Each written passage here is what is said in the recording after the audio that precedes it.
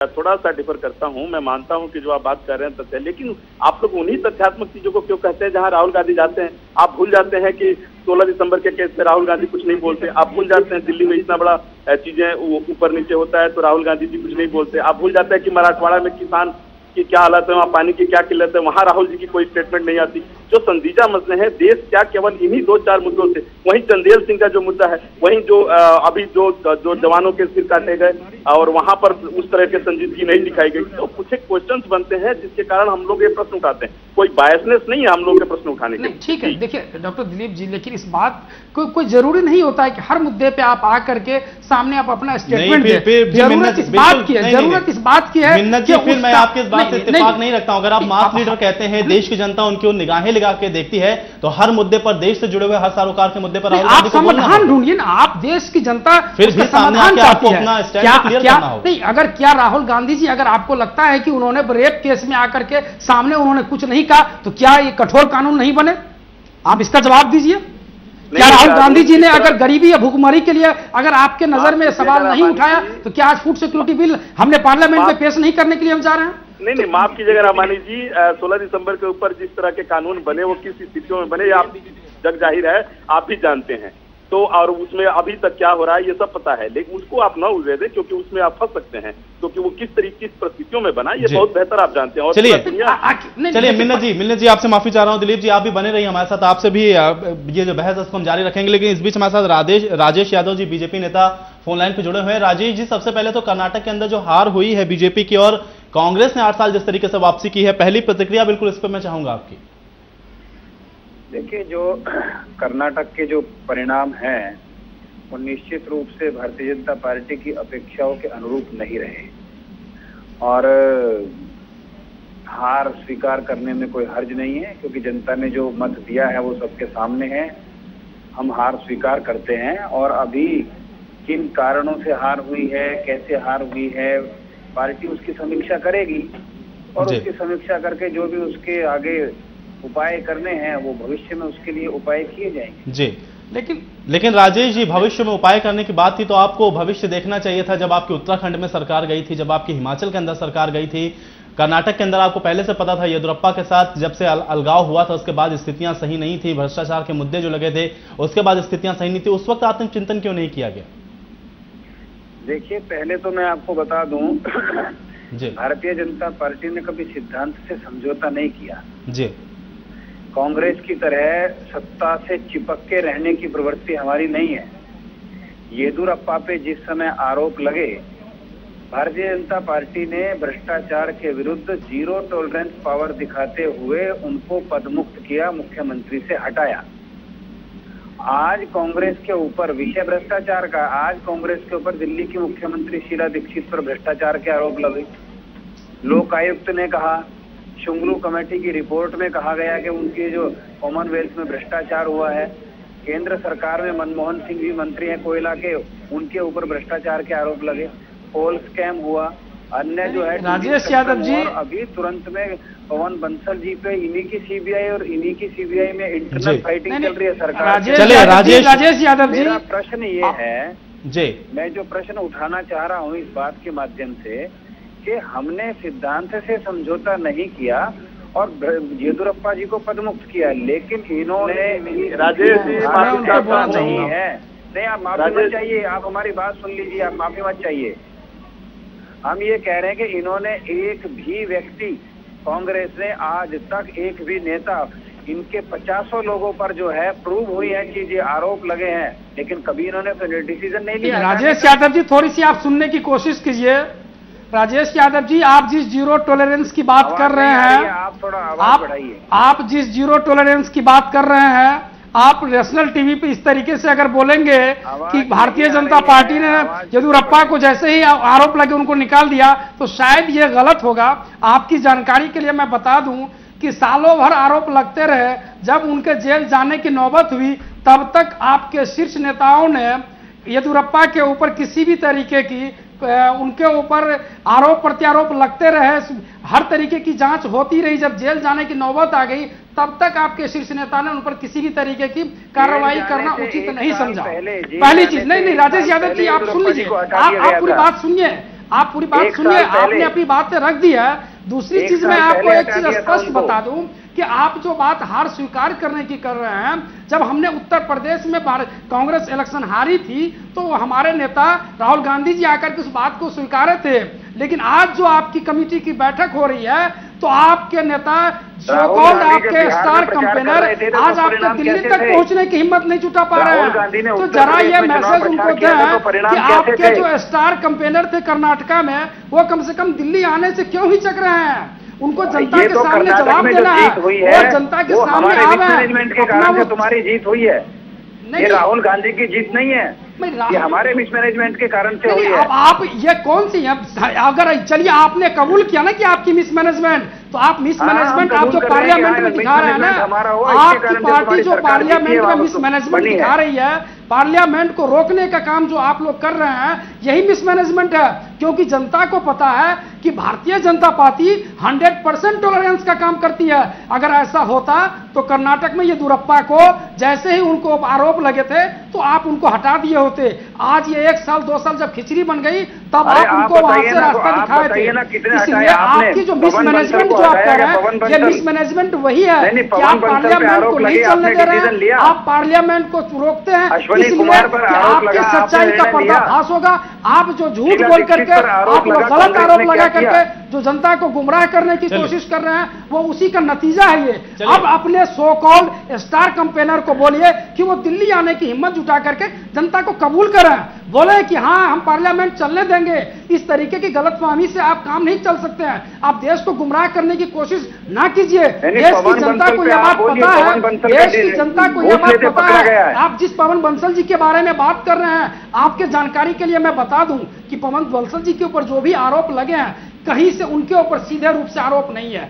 अब उनको कौन ब्लैकमेल कर रहा था, उनके रिश्तेदार क्या कर रहे थे, सीबीआई वो जांच कर रही है। एक तरफ जब उससे नहीं, आप मेरी बात मैं फिनिश कर रहा हूं, मैं अपनी बात खत्म कर रहा हूं। इससे पहले येदियुरप्पा जी को हटा दिया था, जांच से बहुत पहले हटा दिया था हमने।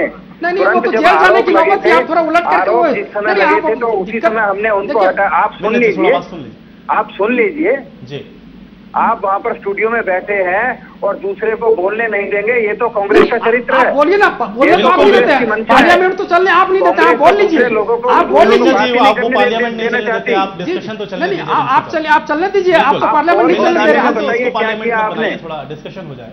कोयला घोटाले में क्या किया आपने, बताइए ना क्या। आप सुन लीजिए जवाब। आप क्वेश्चन किया आपने, मैं आपको बता दूं कि कोयला घोटाला जो है वो आज से नहीं चलता हुआ आ रहा है। बताइए आपको, मैं उसी का जवाब दे रहा हूं, आप जवाब तो ले लीजिए। आप जिस कोयला घोटाले की बात कर रहे हैं वो किसके समय से चालू हुआ था?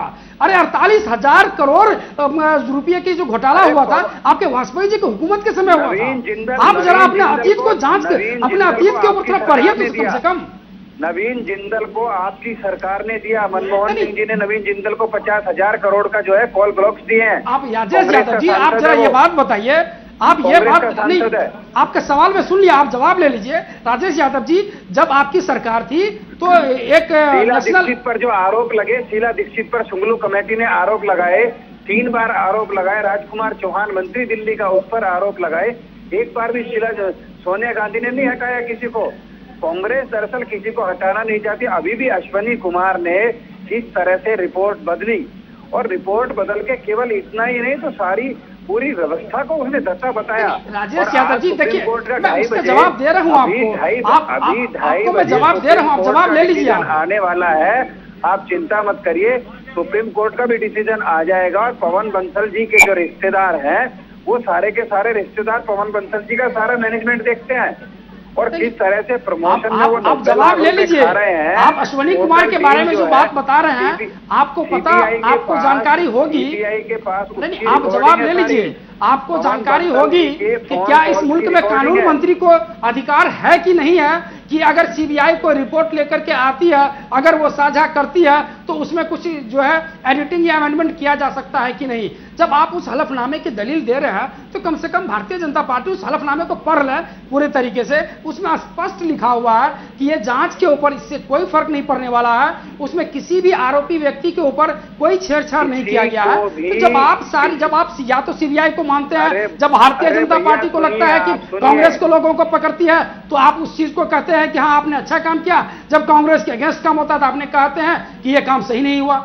नहीं, आप थोड़ा अपनी दोहरी नीति को थोड़ा सही कीजिए ना। रिपोर्ट बदली गई है वहाँ अश्विनी कुमार द्वारा, उनको कोई नैतिक अधिकार ही नहीं है बदलने का। नहीं, क्या माननीय सुप्रीम कोर्ट ने माननीय सुप्रीम कोर्ट ने सीबीआई को इस तरह के दिशा निर्देश दिए थे क्या? आप पता कीजिए, माननीय सुप्रीम कोर्ट ने क्या इस तरह के दिशा निर्देश दिए थे क्या कि आप कानून मंत्री को नहीं दिखा सकते हैं? कानून मंत्री अगर उसके दायरे में वो जांच हो रही थी तो उनको यह अधिकार है कि वो सीबीआई अगर उनके पास आती है तो वो उनको अपना सुझाव दे सकते हैं, और उन्होंने अपना सुझाव दिया था। उसमें किसी भी तरह की कोई चेंजिंग नहीं की गई थी जिससे कि उनके जांच के रिपोर्ट में कोई फर्क। उस्मानी साहब, ये रामलीला मैदान की जनसभा में भाषण नहीं दे रहे हैं आप, किसी दूसरे को भी बोलने का अवसर दीजिए। स्टूडियो में बैठे हैं तो आप बोलिए। ये आप शकील अहमद बनने का प्रयास मत करिए, बदतमीजी मत करिए, बेशर्मी मत करिए कांग्रेस की तरह। आप बोलिए ना। आप हाँ, हम भी बता रहे हैं ना, कांग्रेस की तरह किस तरीके से देश की जनता ने सारे देखा, सीबीआई ने कहा, कोर्ट में मैटर। चलिए राजेश जी, आपकी प्रतिक्रिया मैं अभी लेता हूं, लेकिन इस बीच ऑस्कर फर्नांडिस क्या कुछ कह रहे हैं भी दर्शकों को सुनवाते हैं। नेगेटिव वोट है या कांग्रेस का?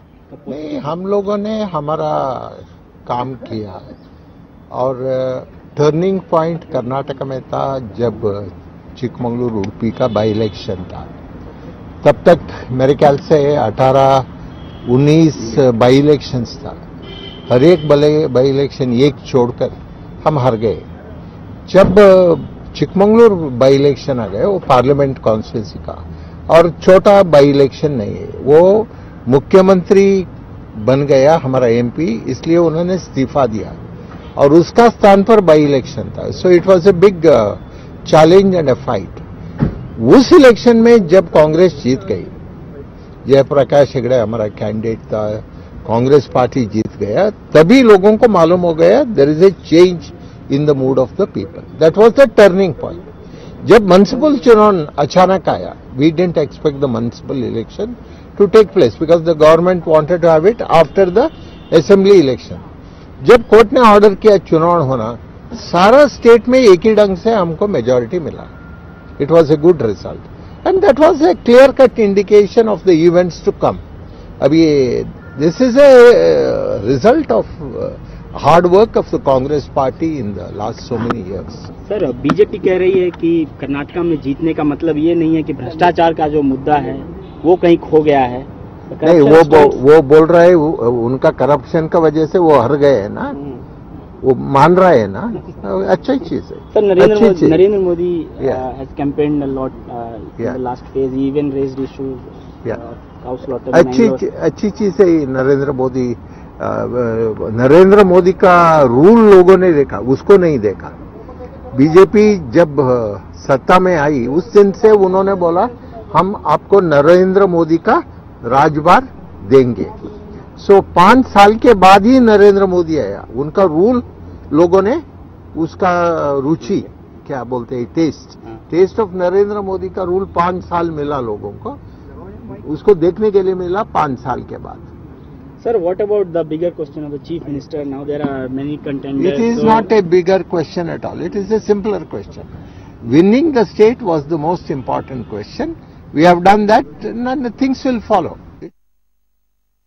तो हमने जीत हासिल करी है और इससे बड़ी और कोई बात नहीं हो सकती। इसके कारणों को न खंगाला जाए तो ही ज्यादा बेहतर होगा। ऑस्कर फर्नांडिस इस तरीके की बात को कहते हुए नजर आ रहे थे। हालांकि नरेंद्र मोदी के ऊपर भी उन्होंने कोई ज्यादा खास टिप्पणी नहीं की। साफ तौर पर उनका कहना था कि गुजरात की जनता उनको चुन सकती है, वहां की जनता ने उनको टेस्ट किया, उनको चेक किया, उसके बाद ही उनको सत्ता तक पहुंचाया। और कर्नाटक की जनता का जो मूड था वो कुछ अलग था। शायद नरेंद्र मोदी को इसलिए सफलता यहां पर हासिल नहीं हुई है। लेकिन इस हार जीत का विश्लेषण हम जरूर यहां पर करेंगे कि आखिर बीजेपी को इतनी बुरी हार का सामना क्यों करना पड़ा है। कांग्रेस ने 8 साल बाद जिस तरीके से वापसी करी है उसका श्रेय किसको दिया जाए। इसके अलावा जेडीएस ने जिस तरीके से बढ़त बनाई है उसके पीछे के क्या कुछ कारण है। इस तमाम चीजों को हम यहां पर विश्लेषित करने की कोशिश करेंगे। लेकिन फिलहाल रुकेंगे यहां पर एक छोटे से ब्रेक के लिए।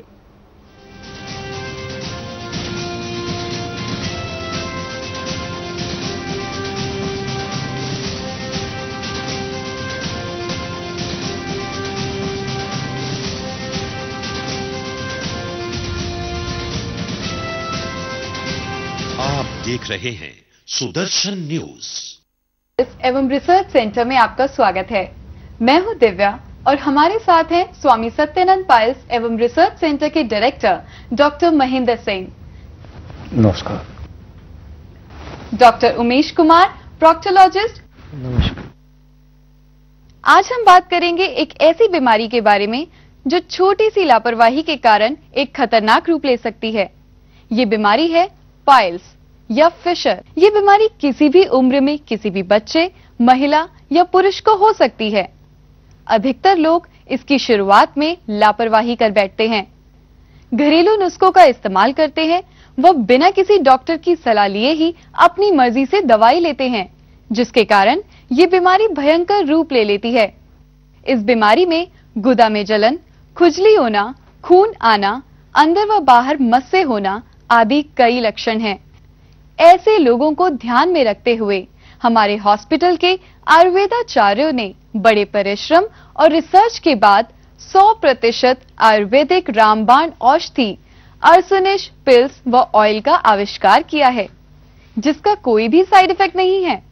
अब आप घर बैठे ही 1 महीने तक इस दवाई का सेवन करके ठीक हो सकते हैं। अगर आप अर्सोनिश के बारे में या अपनी बीमारी के बारे में डॉक्टर साहब से कुछ बात करना चाहते हैं या फिर इस दवा को मंगवाने के लिए ऑर्डर देना चाहते हैं तो स्क्रीन पर दिए गए नंबर पर फोन करें। अर्सोनिश को आप केवल टीवी पर दिए गए नंबर पर फोन कर मंगवा सकते हैं। ये दवाई किसी भी मेडिकल स्टोर पर नहीं मिलेगी। दवाई की कीमत का भुगतान ऑनलाइन ट्रांसफर, चेक, ड्राफ्ट या कैश ऑन डिलीवरी भी कर सकते हैं। 1 महीने का कोर्स केवल एक अर्सोनिश पैक में उपलब्ध है। ऑर्डर देने के लिए आपके टेलीविजन स्क्रीन पर दिए गए नंबर पर फोन मिलाएं।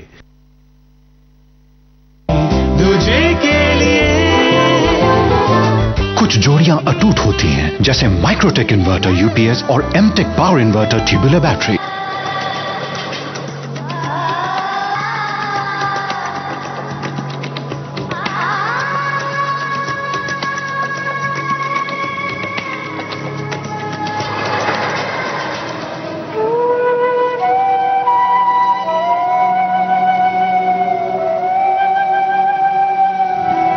सुदर्शन न्यूज, जिसमें है हिम्मत सच कहने की।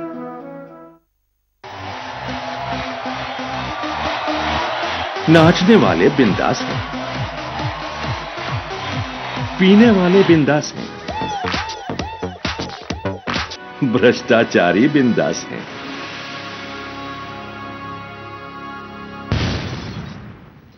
आतंकी भी बिंदास हैं, क्योंकि सज्जन मौन है। सज्जनता की चुप्पी छोड़, बेखौफ होकर मुंह तो खोल।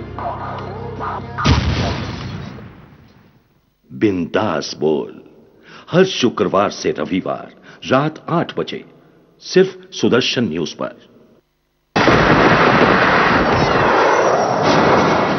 ये सारी एनर्जी आपके मोबाइल फोन बैटरी में जूस लाइव फुल ऑन।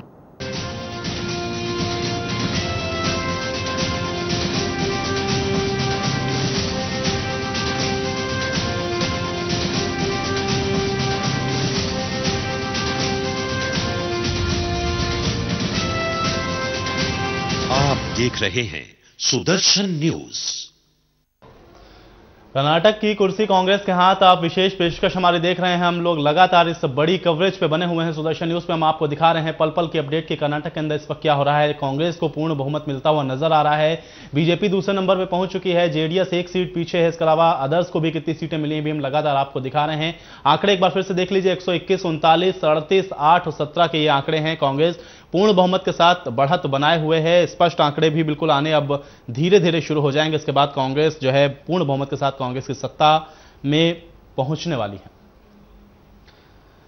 तो इस बीच 2G मामले से जुड़ी हुई भी जो सुनवाई है सुप्रीम कोर्ट के अंदर चल रही है। अश्विन कुमार पे आज फैसला आना है। बड़ा हम ये कह सकते हैं अहम और महत्वपूर्ण फैसला है। सुप्रीम कोर्ट के जज ने, या हम ये कह सकते हैं सुप्रीम कोर्ट ने नाराजगी जताई है इस पूरे मामले पर। साफ तौर पे कहना है कि सीबीआई स्वतंत्र नहीं है। सुप्रीम कोर्ट की ऐसी टिप्पणियां आनी अब शुरू हो गई हैं। अश्विन कुमार के ऊपर लगातार निगाहें बनी हुई हैं और बीजेपी के लिए भी बड़ा महत्वपूर्ण है क्योंकि कर्नाटक की सत्ता वो खो चुकी है और ऐसे में आज का ये फैसला बड़ा महत्वपूर्ण है। सीबीआई सरकार का तोता है, ये भी कोर्ट ने कहा है। कोर्ट की इस तरीके की टिप्पणी आई है कि सीबीआई तोता है केंद्र सरकार का। उधर सीबीआई की स्टेटस रिपोर्ट पे भी सुनवाई लगातार जारी है। सुप्रीम कोर्ट की तल्ख टिप्पणियां आनी धीरे धीरे शुरू हो रही हैं। आगे क्या कुछ फैसला सुप्रीम कोर्ट इस पर लेता है, इस पर लगातार निगाहें बनी हुई हैं। हालांकि सुप्रीम कोर्ट नाराजगी एक बार फिर से जता रहा है। अब सुप्रीम कोर्ट के इस फैसले के बाद आगे किस तरीके की जो टिप्पणियां हैं और आगे किस तरीके से कांग्रेस इस पूरे मामले को, इस पूरे मसले को लेती है, यह देखना बड़ा दिलचस्प है। हालांकि सीबीआई स्वतंत्र नहीं है और सीबीआई सरकार का तोता है, इस तरीके की बातें सुप्रीम कोर्ट ने कही हैं।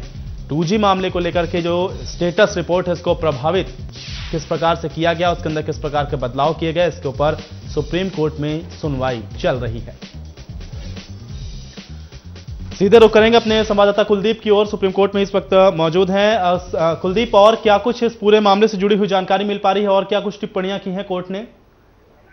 देखिए आयुष, जो है कोल ब्लॉक वाला जो है मामला है, ये लगातार जो है सरकार के लिए जो है उसके गले की फांस बनता जा रहा है। जब से मामला सुप्रीम कोर्ट के पास है उसके बाद लगातार जो है सरकार के लिए एक के बाद एक जो है सख्त संदेश जो है कोर्ट ने देने की कोशिश की है। आप जिस तरीके से सीबीआई ने अपना हल्फनामा दिया था पहले हल्फनामे में, और सीबीआई ने सरकार के सुप्रीम कोर्ट के सामने माना था कि उसने जो अपने इस पूरे मामले की जो स्टेटस रिपोर्ट है वो जो है जो कानून मंत्री है उनके सामने शेयर की थी। और उसके बाद जब अभी जो 6 तारीख को जो है सुप्रीम कोर्ट के आदेश पर सीबीआई डायरेक्टर ने जो दूसरा हल्फनामा दायर किया था सुप्रीम कोर्ट के अंदर, उसमें जो है सीबीआई ने ये माना था कि उसने जो है स्टेटस रिपोर्ट है इस पूरे मामले की, उसमें जो है पीएमओ और कोयला मंत्रालय और जो कानून मंत्री हैं उनके निर्देश पर जो है उसमें कुछ बदलाव किए थे। तो उसके बाद जो आज इस मामले की सुनवाई थी सुप्रीम कोर्ट के अंदर, तो इन सारे मामले को लेते हुए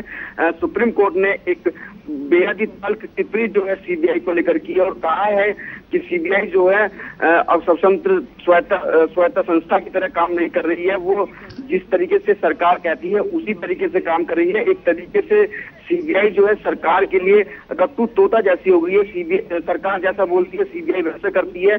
कोई भी मामले की जांच हो, जैसे सरकार से उस सीबीआई को निर्देश मिलते हैं, सीबीआई उसी हिसाब से जो है जांच रिपोर्ट तैयार करती है। तो कहीं ना कहीं जो देश की सबसे बड़ी और विश्वसनीय जांच एजेंसी कही जाती है सीबीआई, उसके लिए जो है एक बड़ा ही एक कड़ी टिप्पणी जो है सुप्रीम कोर्ट ने की। इसके साथ साथ सुप्रीम कोर्ट ने सरकार को भी इस मामले में नहीं बख्शा और सरकार से जानना चाहे कि आखिर उसने किन आधार पर जो है इस स्टेटस रिपोर्ट में बदलाव करवाए हैं। और इसके अलावा सरकार इस पूरे मामले में माफ कीजिएगा, सुप्रीम कोर्ट इस पूरे मामले में सरकार की भूमिका जो है पूरी तरीके से जानना चाहता है कि वो पूरी अपनी भूमिका बताए। इस पूरे मामले में सरकार की क्या भूमिका रही है, उसने क्या बदलाव इसमें किया है और क्या कोई व्यापक बदलाव तो नहीं हुए जो इस पूरे जांच नतीजों को प्रभावित कर सके। तो इसके अलावा सुप्रीम कोर्ट का इशारा इस ओर भी है कि एक सुप्रीम कोर्ट सीबीआई के लिए एक नई गाइडलाइन बनाई जा सकती है जिसमें जो है सीबीआई को नए दिशा निर्देश दिए जाएंगे कोर्ट की तरफ से कि वो जो है कुछ मामलों की जांच करते हुए निम्न बातों का जो है ध्यान रखे। आयुष जी, चलिए कुलदीप अब बने रहिए, आप इस पूरे मामले पर नजर बनाए रखिए, आगे क्या कुछ हो रहा है आपसे अपडेट लेते रहेंगे। इस बीच हमारे साथ अश्विन दुबे जी, अधिवक्ता सुप्रीम कोर्ट के, भी हमारे साथ फोन लाइन पे जुड़े हैं। अश्विन जी, बिल्कुल आपसे समझना चाहूंगा, कोर्ट ने जिस तरीके की टिप्पणियां की हैं, स्वतंत्र नहीं है सीबीआई इस तरीके की बात कही है, साथ में तोता है वो सरकार किस तरीके की बात कही है, किस तरीके से इस पूरी बातों को लिया जाए? जी बिल्कुल, अगर इसको हम देखें दूसरे तरीके से देखें तो निश्चित तौर पर जहाँ कोर्ट की डायरेक्शन थी कि आप इस रिपोर्ट को, जो इन्वेस्टिगेशन रिपोर्ट है, सीबीआई को स्पेसिफिक डायरेक्शन थी लास्ट डेट ऑफ हियरिंग पे, जो भी रिपोर्ट है, जो इन्वेस्टिगेशन की रिपोर्ट है, साथ ही साथ जो आप एविडेंसेस कलेक्ट करेंगे कोलगेट मसले से जुड़े हुए कि किसका कहाँ पर किसकी नोटिंग है, कहाँ किसने इसमें ऑर्डर पास किया है, वो किसी से शेयर नहीं करेंगे। परंतु सीबीआई के द्वारा सरकार के दबाव में कह लें या कैसे भी कह लें, अपने अधिकारियों के दबाव में जो उससे शेयर किया सरकार के नुमाइंदों के साथ, मिनिस्टर्स के साथ, लोगों के साथ, उससे निश्चित तौर पर एक बात यह तो सामने आ रही है कि इंडिपेंडेंट एजेंसी, इन्वेस्टिगेटिंग एजेंसी जो जिनको काम करना चाहिए कि किसी के दबाव में ना काम कर, चाहे सरकार हो, चाहे विपक्ष हो, चाहे कोई बड़ा अधिकारी हो या बड़ा व्यक्ति हो। तो यहाँ पर सुप्रीम कोर्ट ने कड़ी नाराजगी जताई है। सुप्रीम कोर्ट की नाराजगी जताना जाहिर भी है कि भाई आप न्यायालयीन मसलों से जुड़े, जो जिसमें न्यायालय जिसकी डायरेक्ट लुकआउट कर रहा है, न्यायालय जिसको देख रहा है, जो न्यायालय की देखरेख में कार्य चल रहा है और जांच चल रही है, उसमें अगर आप शेयर करते हैं तो निश्चित तौर पर ये गलत है और इस तरह से अवमानना भी कहा है। बिल्कुल अश्विन जी, आपसे थोड़ा समझना चाहूंगा, थोड़ा कोर्ट का ये पेचीदा मसला है, हम लोग की समझ से थोड़ा परे है। क्या ये अधिकार नहीं होता कि कोई सुनवाई अगर चल रही है तो उसकी अगर कोई रिपोर्ट होती है तो वो सीबीआई या कोई भी इस प्रकार की संस्था सरकार को दिखाने के लिए बाध्य नहीं होती? देखिए, अगर सरकार की देख रेख में चल रहा है इन्वेस्टिगेशन, तब तो ठीक है, सरकार के जो भी इंचार्ज है उस पर्टिकुलर मिनिस्ट्री कह लें या वो पर्टिकुलर जांच एजेंसी के कह लें, उन्हें दिखा सकते हैं। लेकिन जहां पर supreme court direct supreme court के अंडर में इन्वेस्टिगेशन चल रहा है और सुप्रीम कोर्ट ने इस मसले में कॉग्निजेंस लिया है, सुप्रीम कोर्ट के सामने पिटीशन आई, उसके बाद सुप्रीम कोर्ट ने कॉग्निजेंस लिया कि भाई इतना बड़ा देश के साथ देश की संपदा के साथ घोटाला है, देश की खनिज संपदा के साथ घोटाला है और निश्चित तौर पर देश को नुकसान हुआ है, तो सुप्रीम कोर्ट इसकी मॉनिटरिंग कर रहा है। और जब जांच की मॉनिटरिंग सुप्रीम कोर्ट कर रहा है या कोई न्यायालय कर रहा है तो उसको किसी को दिखाने का सवाल ही नहीं उठता है। अगर जी चलिए जी अश्विन जी बिल्कुल समय हमारे पास बिल्कुल कम है, चलते चलते हमारे साथ मिन्नत रहमानी जी कांग्रेस से नेता है, कुछ एक सवाल आपसे पूछना चाहते हैं। अश्विनी दुबे जी, मैं ये जानना चाह रहा था, चूंकि सुप्रीम कोर्ट की तरफ से, जहां तक मुझे जानकारी है, आप इसको ज्यादा अच्छे ढंग से बता सकते हैं, सुप्रीम कोर्ट की तरफ से सीबीआई को किसी तरह का दिशा निर्देश नहीं दिया गया था कि आप इस रिपोर्ट को भारत सरकार के साथ या कानून मंत्री के साथ साझा कर सकते हैं या नहीं। अब चूंकि उनको अगर ऐसा लगा सीबीआई को कि हमें एक बार उनसे रिपोर्ट को मिल करके इसमें कहीं अगर कोई त्रुटि है, चूंकि हिंदुस्तान के अंदर कानूनी मामले के सरकारी तौर पे जो सबसे बड़े जानकार और उनके मंत्री होते हैं, कानून मंत्री होते हैं, तो क्या उनसे राय मशवरा करना, एक तरफ जिस तरफ के सीबीआई अपने हल्फनामे में ये कह चुकी है कि किसी भी आरोपित व्यक्ति का, किसी भी दोषी व्यक्ति का नाम के साथ किसी भी तरीके की छेड़छाड़ नहीं की गई है, उसी हल्फनामे में यह भी लिखा हुआ है कि इस रिपोर्ट से, इस स्टेटस रिपोर्ट में जो चेंजिंग की गई है, उस चेंजिंग से जांच के ऊपर किसी भी तरीके कोई फर्क नहीं पड़ने वाला। तो क्या, मैं ये जानना चाह रहा था कि चूंकि स्पेशल दिशा निर्देश नहीं दिया गया था माननीय सुप्रीम कोर्ट की तरफ से सीबीआई को कि आप इसको साझा नहीं करें, तो इसमें किस तरह की पेचीदगी है ये? अगर सीबीआई ने साझा करके और उसमें यह भी चीज वो क्लियर कर रही है कि हमने ऐसी कोई उसमें एडिटिंग नहीं किया जिससे कि इस रिजल्ट में या इसके जांच के ऊपर कोई असर पड़ेगा।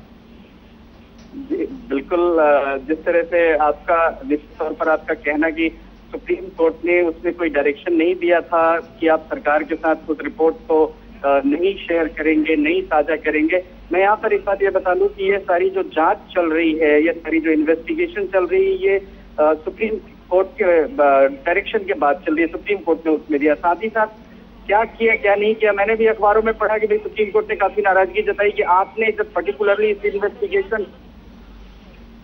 इन्वेस्टिगेशन रिपोर्ट को आप किसी को शेयर नहीं करेंगे, एक पर्टिकुलर ऑर्डर नहीं था, बट कोर्ट का, ओपन कोर्ट में एक डिक्टेट था। अगर हम उसको देखें तो दो it was not in writing, या राइटिंग में नहीं भी था, तब भी एक डिक्टेट था उसमें, सुप्रीम कोर्ट का ऑर्डर था एक कि साहब इसको किसी के साथ आप शेयर नहीं करेंगे। तो उसको शेयर करने के बाद फिर चाहे सरकार के लोग हों, विपक्ष के लोग हों, या कई बार अगर आप देखें तो कई बार सीबीआई के ही दूसरे लोगों को, दूसरे जो अदर डिपार्टमेंट, दूसरे मसले को इन्वेस्टिगेट करते हैं, उसको शेयर नहीं करते। इस बात का डर रहता है कि कहीं ना कहीं इससे जो है जांच प्रभावित होगी।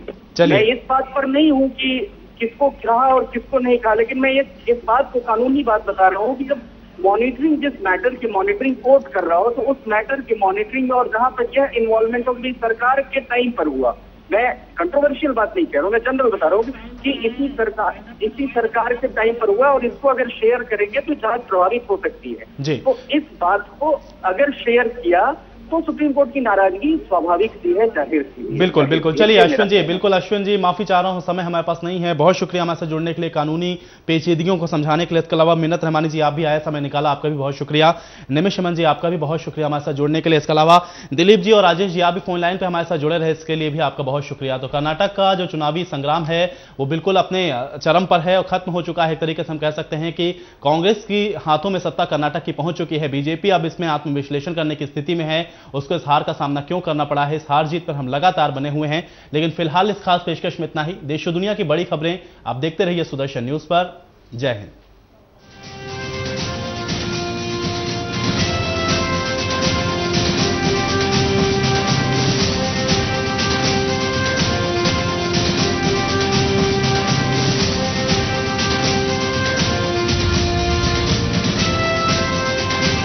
आप देख रहे हैं सुदर्शन न्यूज।